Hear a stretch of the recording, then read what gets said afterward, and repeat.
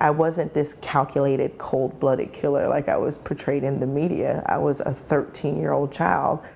It was a crime that drew national attention in 1999. A brother and sister in Brevard County were sent to adult prison for killing their would-be stepmother. They were 12 and 13 years old at the time. Now, nearly 25 years later, that young woman, Catherine Jones, is sharing her story for the first time since leaving prison. In an exclusive Saving Our Streets report, WESH 2's Marley Martinez sits down with Jones to talk about her life of redemption.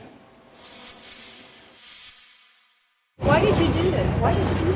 A scrunchie in her hair, handcuffs on her wrists.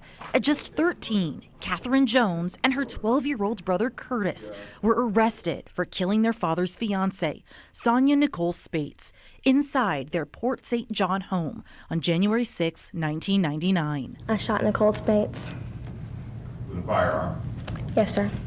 Catherine, an 8th grader at the time, gripped the podium during her sentencing. And that was here in Brevard County on January 6th of this year? Yes, sir.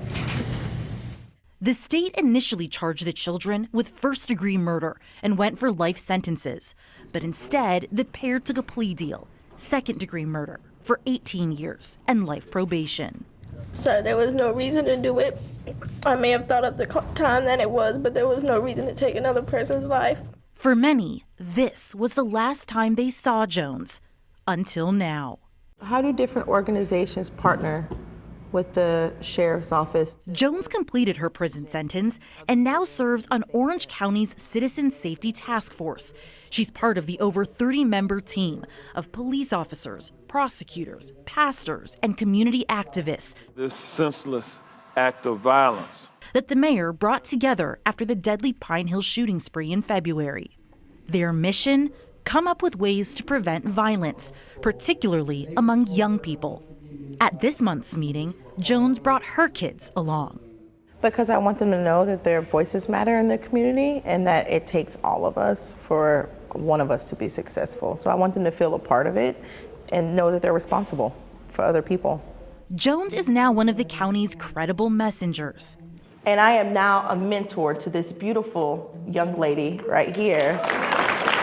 People who use their lived experiences to mentor to the youth. It's all part of what Catherine calls her life of redemption. When you look back on what you did, why did you do it? I think even answering that question is disrespectful to the surviving family members because there's no justification for taking someone else's life. In my 13-year-old mind, I could have gave you a bunch of reasons. I felt desperate, I felt hopeless, I felt trapped and angry and bitter for everything that had happened to me, but nothing justifies what I did, and I wouldn't even try to. Back during the trial, Jones' defense team said she lived a tough life. She's lived a life that we don't want children to live. She's not a monster of a person. She's a regular little girl that committed a horrible act. Now, nearly a quarter of a century later, Jones talked about her childhood trauma at a Peace and Justice Institute conference in Orlando. The courts never knew. Jones said another person close to the family sexually abused her.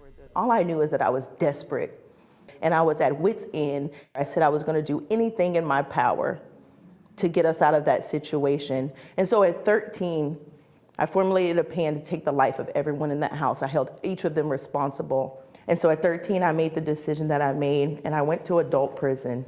Jones tells me she wishes she had someone then to give her hope. Are you sorry for what you did?